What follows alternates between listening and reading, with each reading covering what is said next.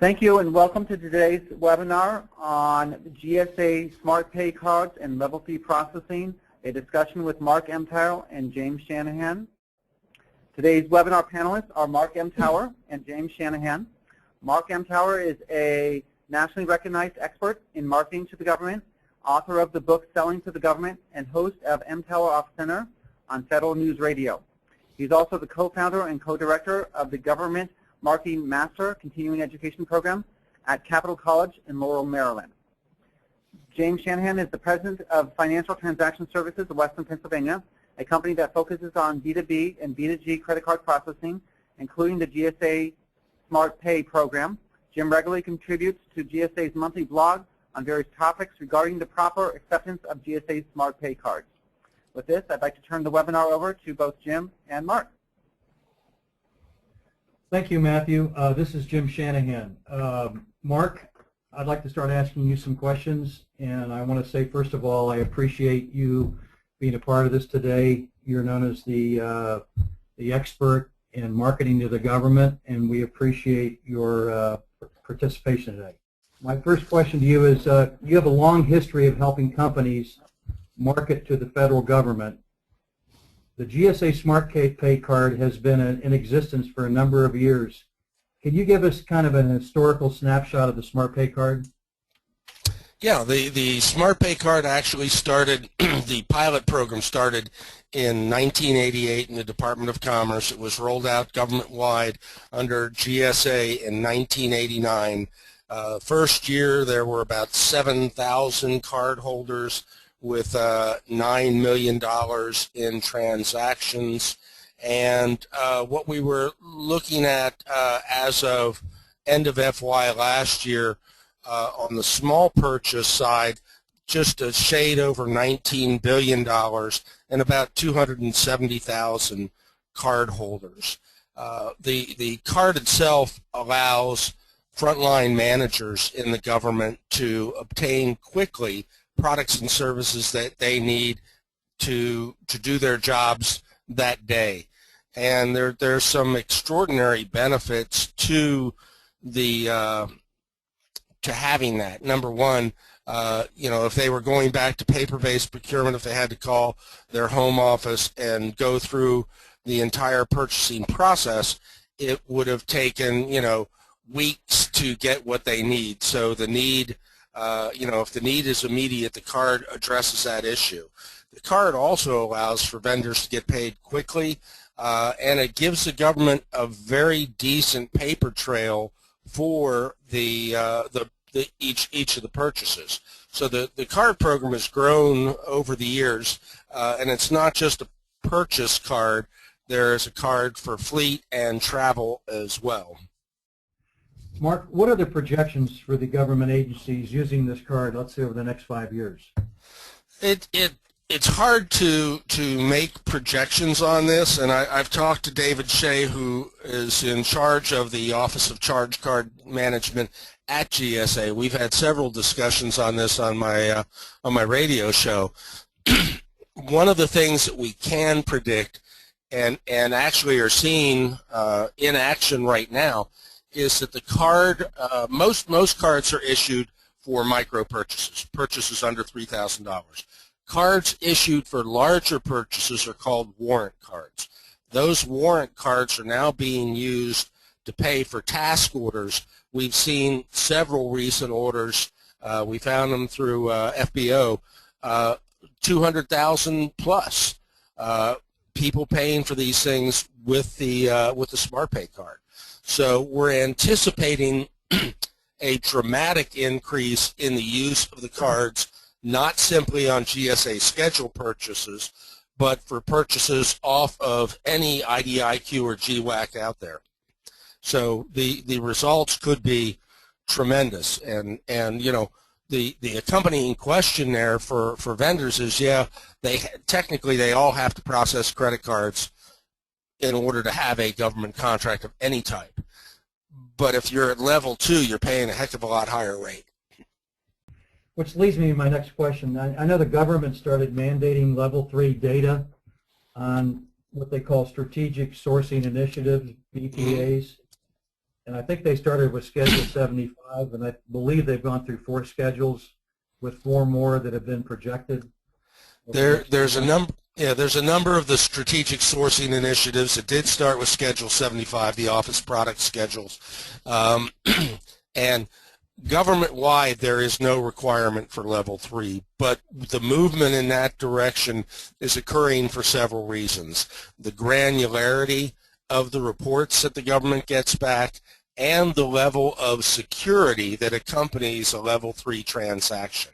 It requires more data taking on the part of the vendor, but it avoids or radically reduces the ability for fraud to occur.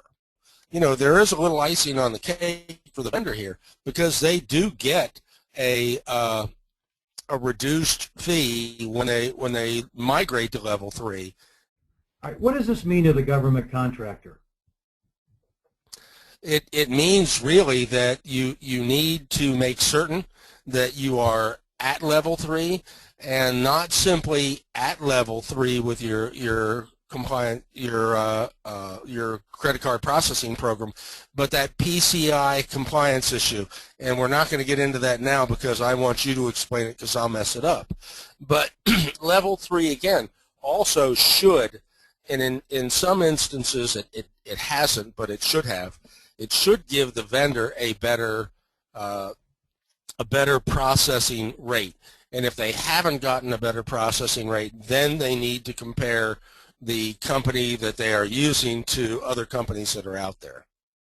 You mentioned earlier, and I want to ask you a question about that, when you recently interviewed David Shea, the Director of GSA Charge Card Management, on your Federal News Radio broadcast, there were some highlights. I know that was about an hour interview, but can you give us some of the highlights of that conversation? Well, again, where I got the initial information about GSA, the SmartPay card being used for task orders, that broke on that show. I mean, David doesn't do a lot of media interviews, and I'm very lucky to have him on my show usually once a year after the FY stats are final. So he comes on, we talk about the use of the card, which agencies are using it most. Occasionally we figure out what kind, or he shares what kind of products or services are being used. But I think really the big news this year was the migration of the card to a much higher level per purchase for at least some activity. Now, Guy Timberlake of the American Small Business Coalition is running a series where he's taking agency snapshots and state. The one who identified a lot of the credit card transactions that are bouncing somewhere between $150,000 and $200,000.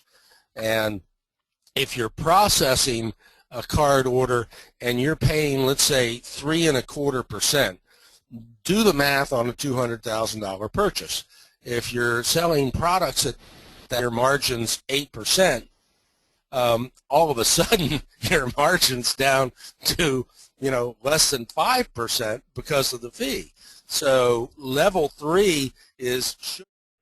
So what are your recommendations for government contractors in taking GSA SmartPay cards for the payment of their goods and services? Well, there's going to, if you have a GSA schedule, the strategic sourcing initiatives are going to continue to roll out.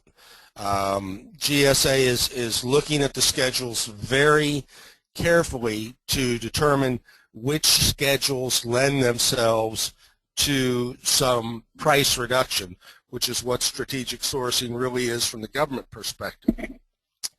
There's going to be more. So if you're on the schedule, if you're one of those 20,000 companies that owns a GSA schedule, you really got to go there because you're not even going to be able to bid on the strategic sourcing unless you already have Level 3. If you're a contractor or subcontractor and you are doing that task order kind of business, you can safely assume that sooner or later some of those task orders are going to be paid for by credit card. You want to have the best rate available when you go there. Don't wait. So that my recommendation is, even if you have level 3 right now, compare it with another vendor or two and make sure you have the absolute best processing rate and that your level 3 program is totally PCI compliant. And again, that's going to be one of my questions to you. But I think to recap the discussion, the benefits of the government are accountability and transparency, cost avoidance, and refunds. They actually get refunds back from the card issuing banks. The Right. benefits to the government contractor are savings, as Mark was just discussing. There's special rates for both Visa and MasterCard when you transmit level 3 data with that transaction. Faster funding. You can actually reduce your payment time down to 1 to 2 days instead of waiting for the traditional 30 to 45 days to get paid in other means. The next benefit to the contractor is increased sales potential. It actually makes you more attractive and more competitive to the government. And the last feature or benefit to the government contractor is you'll be meeting the PCI DSS compliant regs for Yep. payment processing. Correct. So Mark, thank you for answering those questions.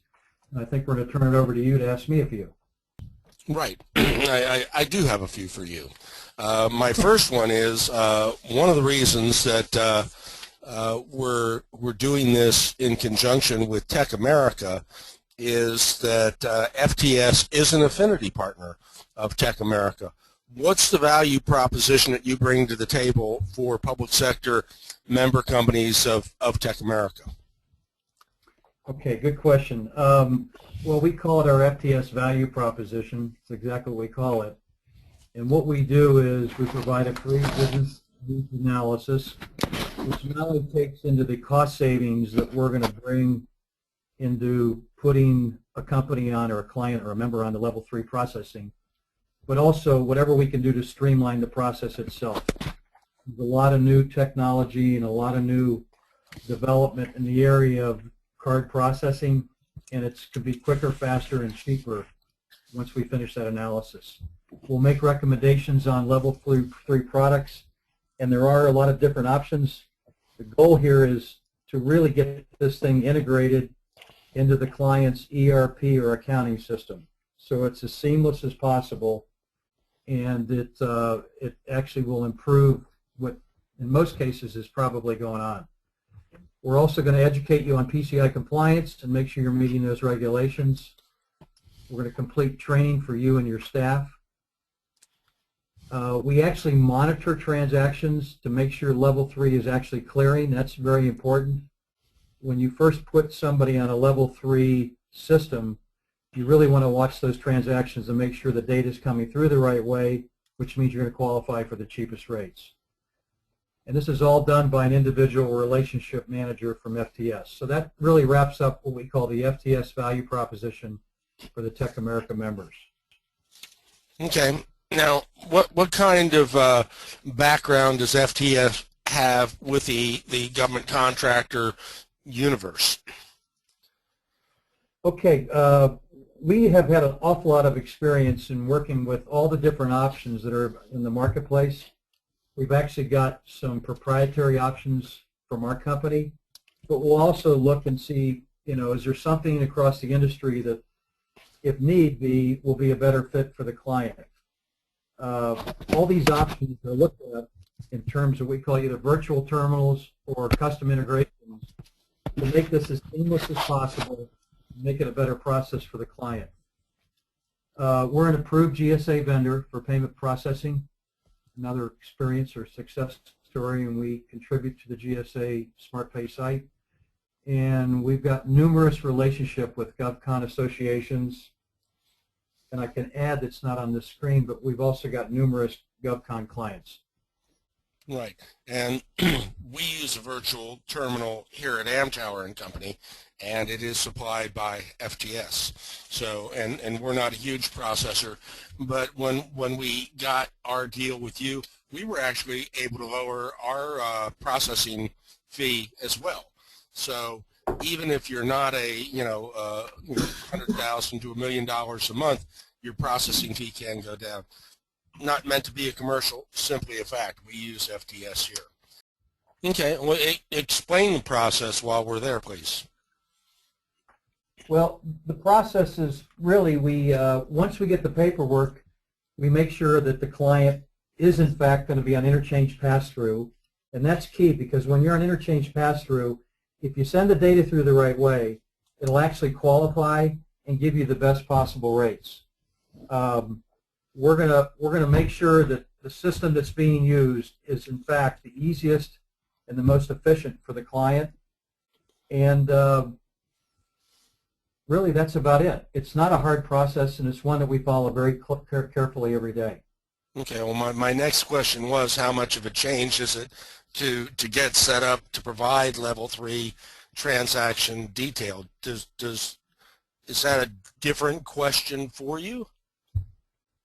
No, it's a good question because, again, the change is minimal. We can help with the integration of either a gateway or directly into your ERP or CRM program. We'll make specific recommendations to your business, and then again, we're going to train and monitor all the transactions. So we do really an awful lot of hand-holding here, and it's not a hard process. Okay, well, explain the process while we're there, please. Well, the process is really once we get the paperwork, we make sure that the client is in fact going to be on interchange pass-through, and that's key because when you're on interchange pass-through, if you send the data through the right way, it'll actually qualify and give you the best possible rates. We're gonna make sure that the system that's being used is in fact the easiest and the most efficient for the client, and really that's about it. It's not a hard process, and it's one that we follow very carefully every day.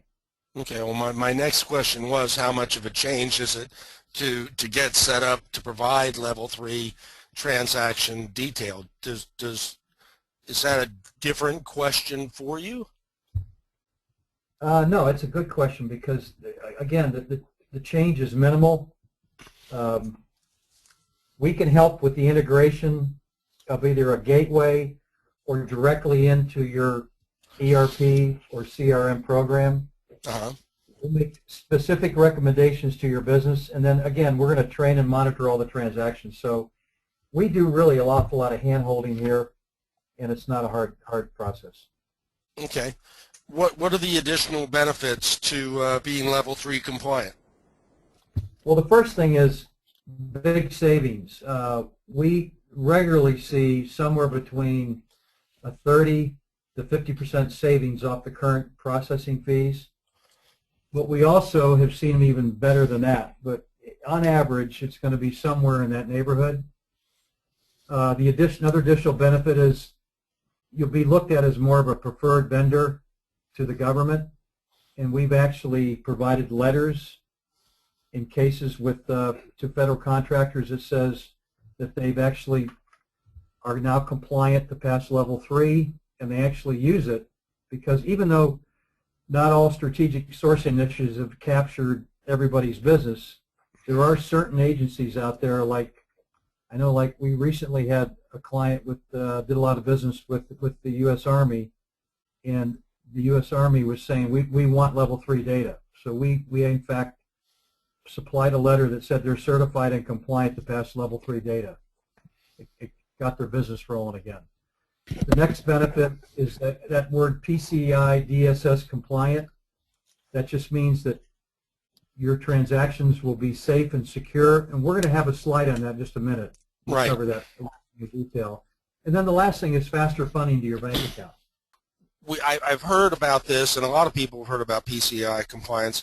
What's it mean, and how do you become compliant?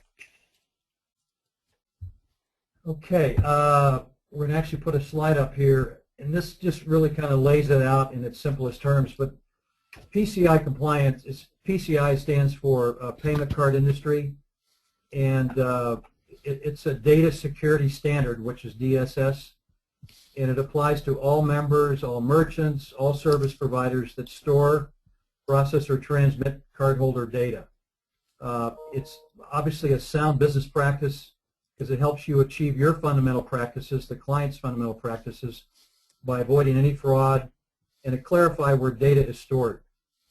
It upholds the brand of the client by adding value to the company's name and increasing customer confidence. And then lastly, it avoids investigation and remediation costs, which can be very onerous, the fees, and it can actually damage a company's brand or reputation. So that kind of simply states that PCI compliance is being enforced a lot more, and you don't want to find out the hard way when you get a breach or a security issue going on.